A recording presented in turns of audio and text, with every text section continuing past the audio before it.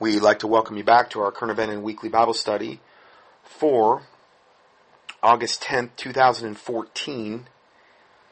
And the next part we're going to get in is entitled what you need to do to survive Ebola before the panic starts.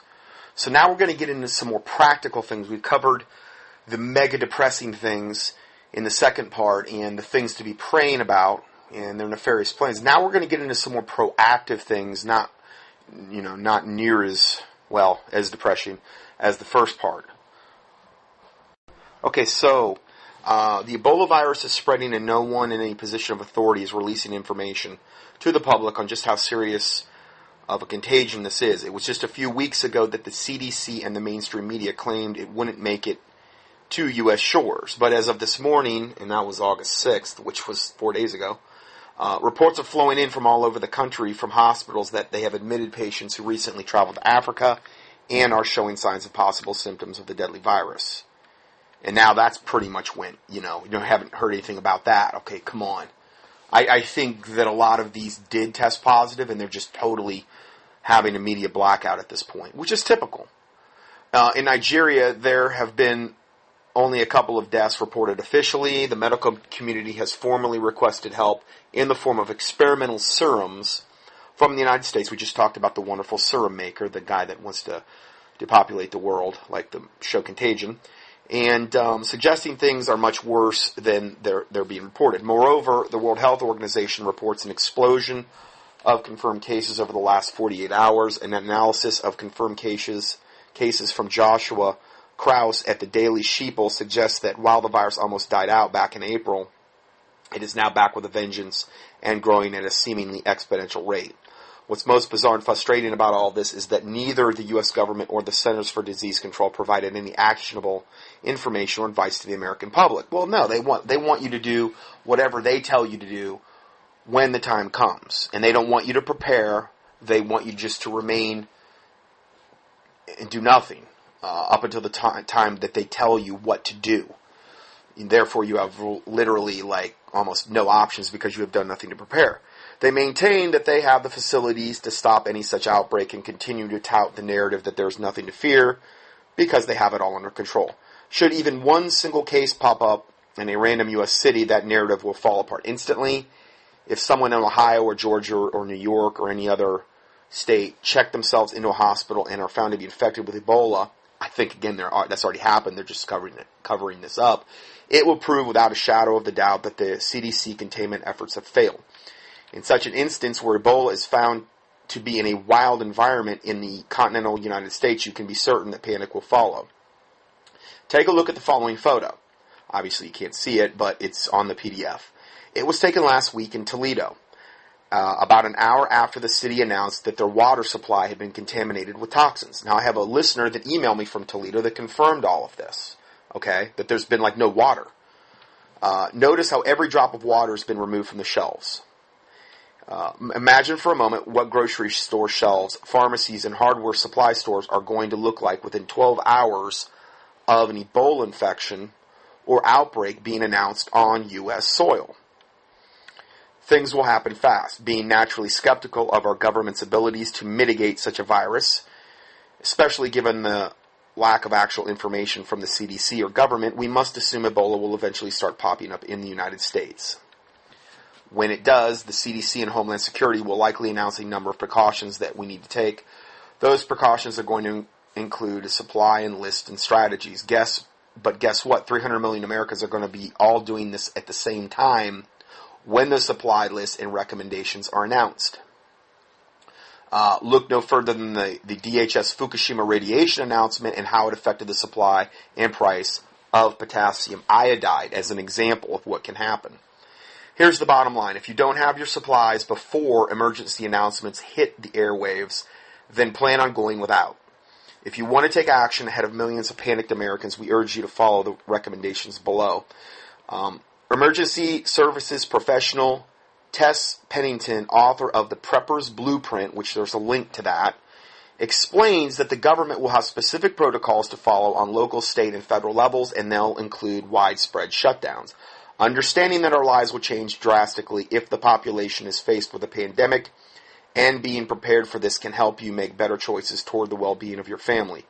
Some changes could be challenges or shutdowns of business or commerce, breakdowns of our basic infrastructure, communications, mass transportation, supply chains, payroll service interruptions, staffing shortages in hospitals and medical clinics, interruptions in public facilities, schools, workplaces may close, public gatherings such as sporting events or worship services may close temporarily, government-mandated voluntary or involuntary home quarantine. Obviously, the banks would be shut down, so forget about, that may be the ideal time to have a banking, quote, banking holiday where when they open back up, wow, my money's only worth 25% of what it was before the banking holiday. Talked about that a lot in times past. Anyway, essentially, once this happens, the whole system could potentially go into lockdown. The organic prepper and author of the Pantry Primer, again, there's links to these people, say that in this environment, you must take the no one goes out, no one comes in approach in order to be absolutely certain that no one in your household is exposed to something like Ebola. I know this sounds harsh, but there are no exceptions. If you make exceptions, you might as well go wrestle with the runny-nosed strangers at the local Walmart and then come home and hug your children because it's the same thing, potentially the same thing. Once you've gone into lockdown mode, that means that the supplies you have on hand in your house or wherever you're at are the supplies that will have to see you through. You can't run out to the store and get something you've forgotten. I mean, you could have people in there that were infected, that were went in there, contaminated the air, contaminated certain things, and that means you can bring that home. Not only can you contract it, but you can bring that home. That means that if a family member shows up, they have to go into quarantine for at least 4 weeks. Now, I understand this isn't all cookie-cutter practical for everybody, but I'm saying this is what this report is saying to do from a strictly practical standpoint, okay? If a family member shows up and you don't know if they've been exposed, after you've already went into lockdown, they have to go into quarantine for at least 4 weeks, during which time they are not allowed access to the home or the family, nor are they allowed to go out into public. Set up an area on your property that is far from your home, and I understand this isn't practical for everybody, but this is what they're saying in an ideal situation, what you would do in this case. Set up an area in your property that is far from your home for them to hang out in for a month in quarantine. If at the end of the month they are presenting no symptoms, then they can come in. It sadly means that you may be forced to turn someone away if they're ill, because to help them means to risk your whole family. So that's how you'd have to look at it. Now, it is time to plan with preparedness groups how you intend to handle the situation. It's time to plan with your preparedness group how you plan to handle the situation. Will you shelter together in the same location, or a reserved secondary location to a retreat? If the situation worsens further, or if someone becomes ill. In other words, will you go to a secondary location if your situation worsens or someone becomes ill? Will you shelter separately because of the nature of the emergency? Decide together on what event and proximity will trigger you to go into lockdown mode. Make your plan and stick to it, regardless of pressure from those who you think are overreacting, the school that your children have stopped attending, or any other external influences. If you decide that there is a great enough risk that you need to go into lockdown, you must adhere to your plan. Now, here's a link to the full article, but the basic supply list provided by the organic prepper, not the organic pepper, but the organic prepper. Okay, so just so you have that straight there. Anyway, of the items you will need to weather a pandemic emergency: drinking water, 1 gallon per person per day. You can go to, they've got water, big water, BPA-free water barrels that you can buy. The problem you run into there is, you could fill them with tap water, which kind of stinks. It's obviously, hey, in that situation, you got to do what you got to do. That if you had limited time, you could order one online, and BPA-free water storage containers. Do a keyword search, and then even if you could put some kind of filter on, I don't know if they make those, like a filter on the hose you're going to fill it with, something to at least get out the chlorine. It's going to be full of fluoride most likely. But hey, it's not like in that situation, you can afford to be picky either. So things you can use to preserve water like that, food grade hydrogen peroxide, I think is one of the better ones. UV light is a good one. I know that's not as practical. You can get a ozonator. They've got ozonators that literally you drop it down and it has a little stone and it bubbles. And it'll bubble the ozone through the water. I've got one. I've just never used it. I have a lot of stuff in reserve, in case of I had to use it. And that'll kill everything in the water. I think that's one of the best choices. But the problem with that is it's not practical to have that thing bubbling in there 24/7, like a fish tank, So whereas food grade hydrogen peroxide, you can just put some in there and then let it sit. Try not to have the water near sunlight because it'll more tend to grow algae. Try not to have it in a hot environment. Try to get a BPA container. You can use iodine to purify water, but it doesn't taste real great when you start getting into iodine. The silver can even be used, but again, you're changing the color of the water. You're changing the way it tastes. Food grade hydrogen peroxide can change the way it tastes if you use, let's say, a little too much, but it's clear. Ozone won't really do anything to the taste. There's other options as well. It's just I wanted to give you some there. So food, including items that don't require fuel for preparation, that would be more like freeze-dried, pre-made meals that you could just add maybe some hot water to. Again, but if you've got the means to heat things, let's say you have a bug-out room, then, you can heat stuff up and you can have a lot more options. So heat's kind of vital. And that's, there's a lot of little stoves that you can get that are available that run off like little propane canisters and stuff like that. Going further, heavy-duty garbage bags. And those could be used not only for disposal, but to actually put over windows if you had to. If you were trying to create let's say an airtight room, potentially, if the outbreak was really bad in your area. You can also get the heavy-duty plastic at like Lowe's and that they use to like put mulch on. You can use that. Sanitation supplies such as toilet paper, paper towels, baby wipes. Baby wipes are a big one. Try to get the natural ones.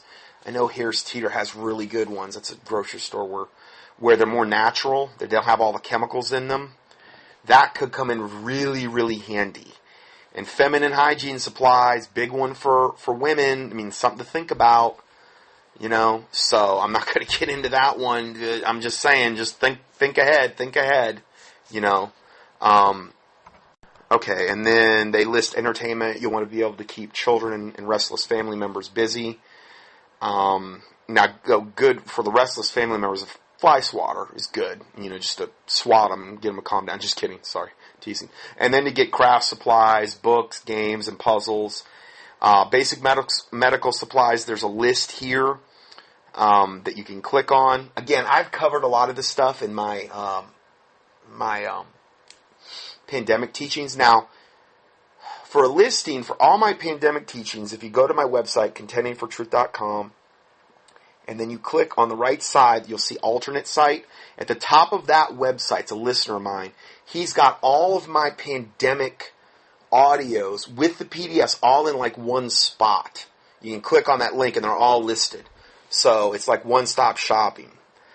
Again, a lot of it is redundant, but I've covered a lot of different aspects of stuff over the years that no two teachings are exactly alike. Pandemic kits that contain protective clothing. It says we have a Quake Care Deluxe Pandemic Flu Kit for each family member. I haven't even checked into that yet. But you could click on that. Also see approvedgasmasks.com. They've got full biogear, okay, for like, let's say, worst case scenario, Ebola, you had to go out, okay. I clicked on this the other day. I was listening to the good old Hawk on the radio there, in his simpering, soothing voice. Anyway, if you listen to him, you'll know what I mean. And he said, click on these, go to this approvedgasmasks.com and click on complete NBC kits. What NBC means is it's the National Broadcasting Network. No, I'm sorry, just kidding. NBC means the nuclear, biological, chemical. So I clicked on it, and they've got these total suits that you can buy, and they're spiffy. I mean, if you're fashion conscious, this is the website to go to. I mean, anybody who's anybody in the fashion world is going to go here to buy their radiation chemical suits because they're so spiffy. Anyway, they've got like a whole bunch of different like things. The Premium Evolution 500 kit. They got one like that has a megaphone with it or something. I don't know. Like in case you're talking to people, microphone and loudspeaker. And they've got standard one-person protective kit would be looks like a pretty good one because you've got everything. You've got the rubber boots, you've got the rubber gloves, you've got now the one thing about it is the filter is a DP filter, and that just means domestic preparedness. You really want an NBC filter. Okay, NBC, nuclear, biological, chemical. That means doesn't matter what you're getting hit with. Whether it's chemical, nuclear, biological, this filter is going to filter it out. So really, I think the most practical one, it's the most expensive, it's $260 per thing. You get the full suit, you get the NBC filter, you get the full gas mask, which has the full face mask where you can see out of. You get the gloves, you get the boots, and you get a carry-on, like everything fits inside. Now, I know that's not practical. I'm not telling everybody to do that. I'm saying, ideally, that would probably be the one to look at if you could afford it. And I understand if you have a big family, but I'm just saying I want to give you some options. There's other more economical options on here, and they've got a lot of other stuff in here. Let's say you've already got the gas mask. You could just maybe get the chemical suit, or these types of things. The one website that I sent out the other day, they just basically say get the and I'll get into that in a second. It is an option. It is an option of what they said. I'll get to that in a second. Kind of getting ahead of myself. So, extra N95 masks. Now, the N95 masks are like an alternative to the full gas masks. Okay, it's not going to be NBC. It's not going to be nuclear, biological, chemical. Remember, Ebola, the two main areas you would have to worry about contracting Ebola would be inhaling it or it getting into your eyes. Okay, whether it's airborne or whether it's around somebody that is like in the end stages and they're flinging blood around. Okay, so when you get into these N95 masks, they're like a really, really heavy duty like surgical mask like you would see a doctor wear, and they're way more economical. Now, remember, the mask is only as good as the seal to your face. So these are not foolproof, okay? These are not like, because they're basically like a fibrous cotton type of thing. But these are N95 masks. I actually clicked on them, and they're, let's see here, $27.99. And I think that's for 20. Okay? So, that would be the bare minimum mask you would want to buy. An N95, and I give you the link there on Amazon. I don't like Amazon, and I don't like a lot of the but I'm just giving you an example. The one thing I do like about Amazon is that you can go to the customer reviews, and I mean, I think that's legit, and they'll tell you, and it's got a 4.5 star. So even if what I do a lot of times is I'll go up and I'll look at what it is on Amazon and I'll get the best reviewed product and then I'll go shop it elsewhere. That way I'm not giving Amazon my business. Okay? The customer reviews by themselves make it worth it. I mean, this has a 4.5 star out of 97 customer reviews. So that's a good one. Now, you could also upgrade to, I think, the N100 masks, which are even better. I'll get to that in a second. And then you've got the nitrile gloves. Now, these would be the alternative to getting the full biological suit, but it wouldn't be a bad idea to have some of these on hand as well, because you might have other people in your family and these types of things. These are things that you could also use. If you had 20 of the N95 masks, you could help a lot of people with that.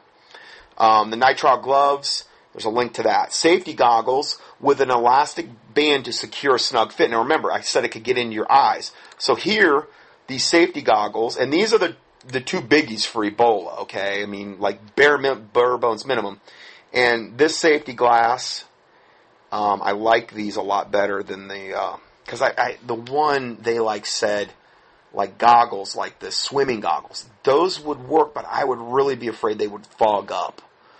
I mean, even if they're anti-fog, even if you treat the inside of the glass, I don't know, they're so tight to your head because they literally have to be waterproof.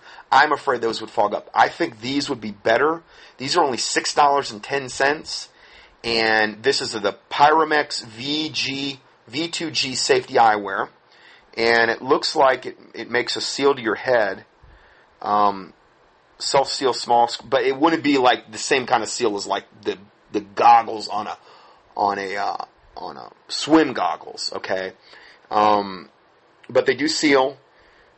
The lens and frame are vented to increase airflow, and I think that'd be important to a certain extent. I mean, these are going to be way, way better than obviously wearing any kind of glasses. And this would be a way to protect your eyes, and this would be a much more economical way to do it than, let's say, the full, if you couldn't afford the biological gear, have a set of these on hand, okay? And hey, they're stylish, okay? I'm going to be flat out honest. They're stylish. So anyway, just kidding. But actually, they do look pretty cool. So there's some alternatives, okay? I can't afford all. Okay, well, go out and get the nitrile gloves, go get the N95 masks, go get the safety goggles. You're not going to have a lot of money invested in this. But here's the deal.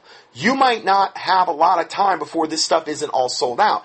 Whether you ever use it, you're not going to be out a lot of money. And the thing is it's a nice thing to have. The Bible says the prudent man foreseeth the evil and hideth himself, but the simple pass on and are punished. I know that's not true in every case where God's convicted you, you go out and stock up. That's fine.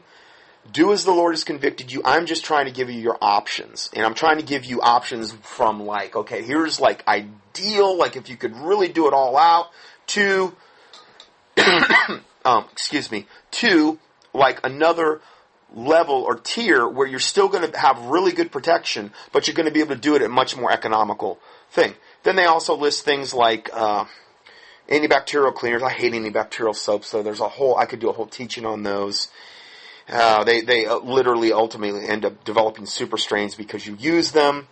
I would try to go with an antibacterial natural type of thing, like what I got into last week with the. In fact, I got my package from that company on that the essential oil blend I told you with the witch hazel and the blue bottles. I got all that. The one package is on my floor. Haven't even opened it yet. I've been so busy. But that would be, I would much rather see someone use that type of antibacterial than one of these whiz-bang whatever. Bleach is good to have on hand, though, because bleach does kill Ebola. They've proven that. Antibacterial hand sanitizers, again, I would much rather use the stuff that I talked about last week. Those items should help with prevention, especially if you're taking the advice of locking down and staying home. However, we must assume that some of us, for whatever reason, will still have to make our way out into public, and with that assumption, we must also expect the absolute worst-case scenario, an infection or a suspected infection within our own ranks.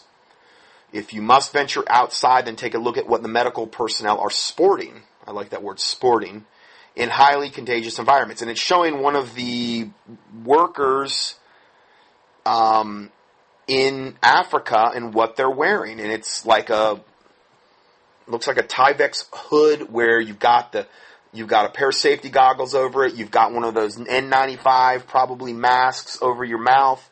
I sure, to tell you this though, I sure wouldn't want to be wearing that if I was working in direct contact with Ebola patients, because that's bare bones minimum. The plan B I told you, and this is what they're doing as their primary. So, I mean, they probably can't afford any more, but that would be wow for Ebola. Man, not something I would advise if you could get away with it. It looks like he's got a big pair of like those, like what you do dishes with, where they go up to almost your elbows. The big heavy latex gloves, and with like some type of chemical suit.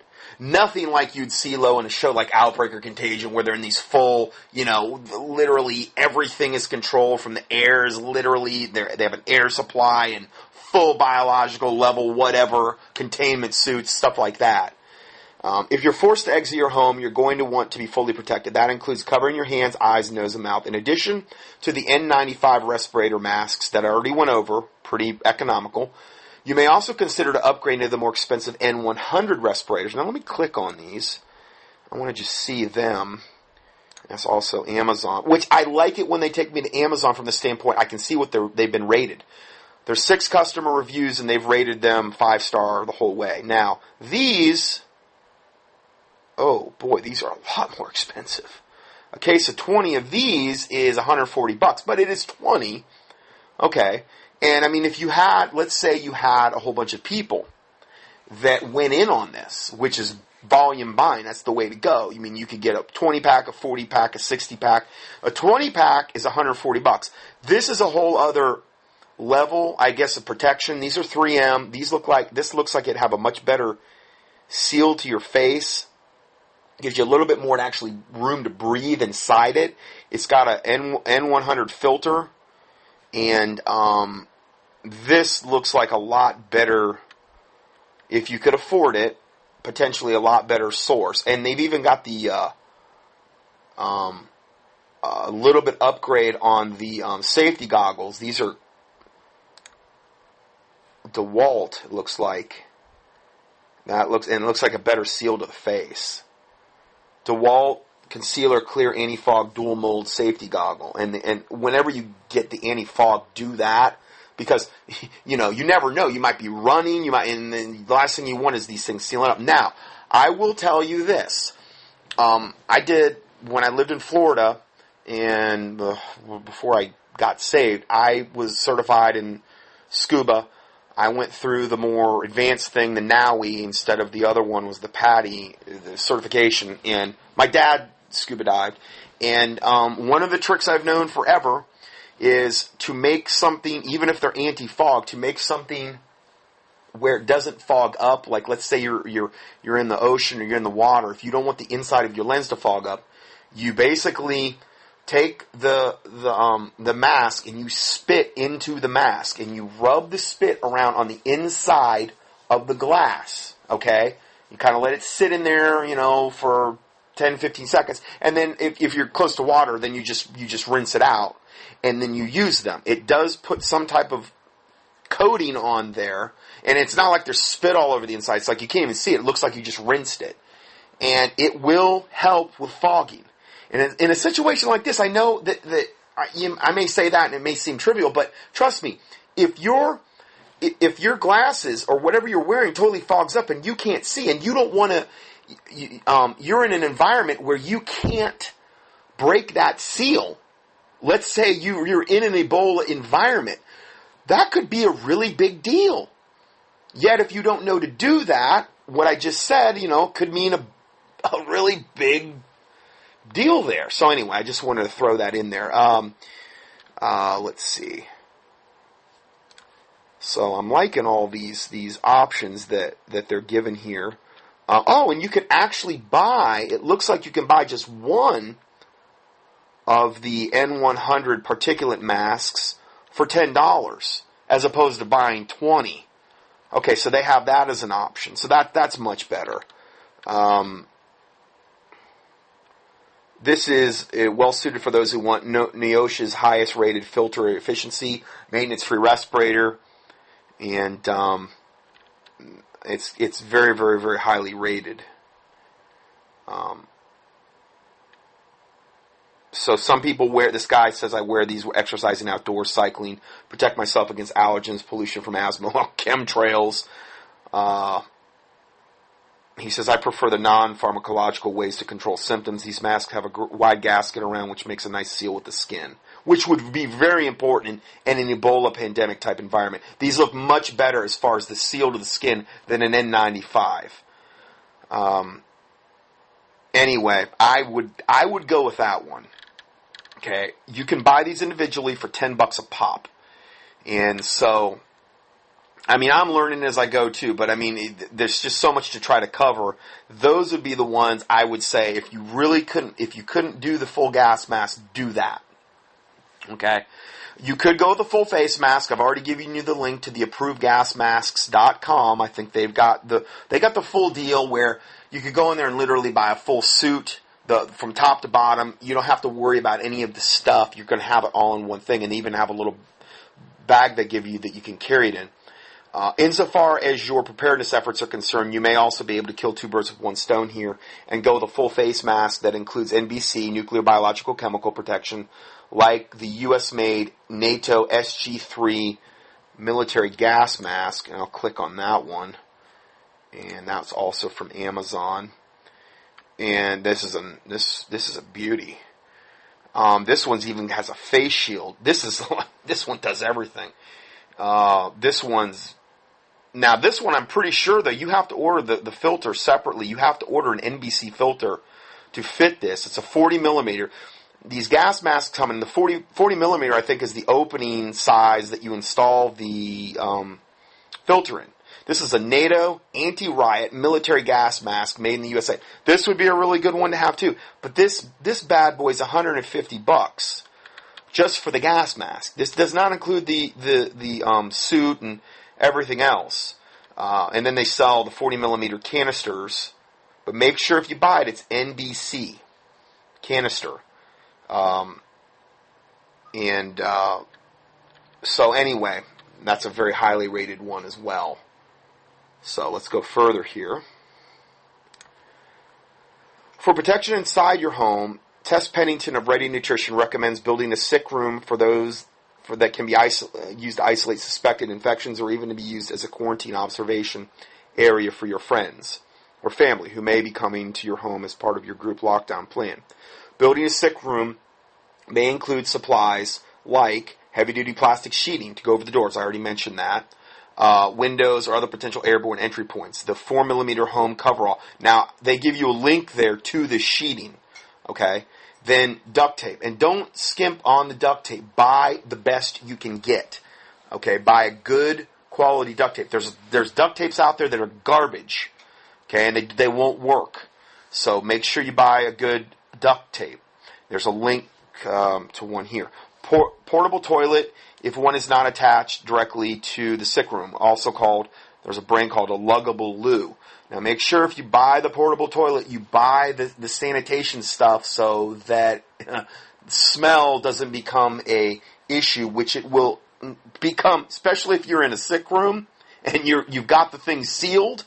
Okay, the smell can become a gigantic issue very, very, very quickly. So make sure you're buying the stuff that goes in it, okay, to knock the smell down, because that could be a horrific thing real quick. Disposable trash and toilet bags.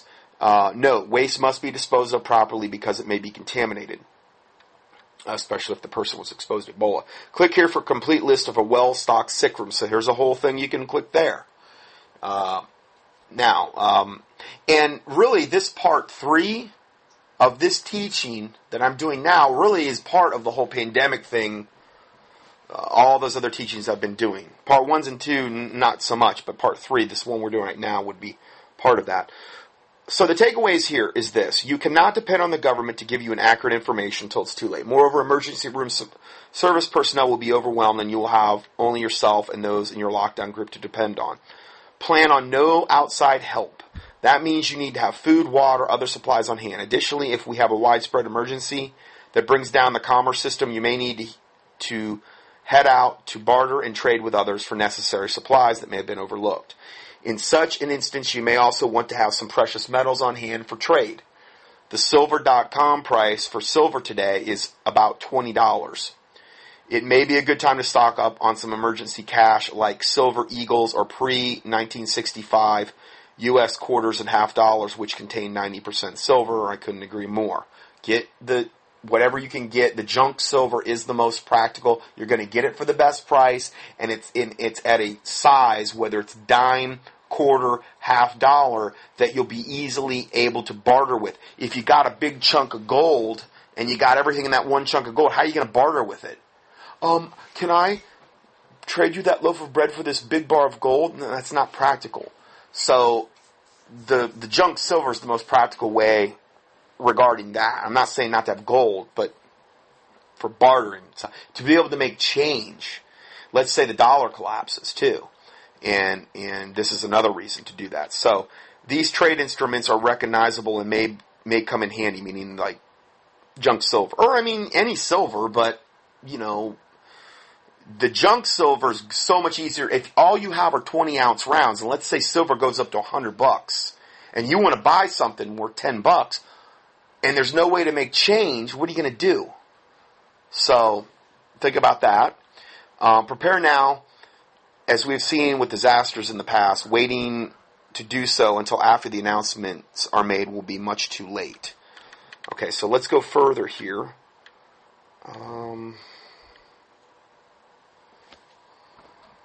Okay, I'm going to end the part 3 there, and we're going to shift gears a little bit. We're going to stay on the Ebola proactive things, but shift gears a little bit. So I'm going to end part 3. We'll go to part 4, and we'll see you in part 4. God bless you.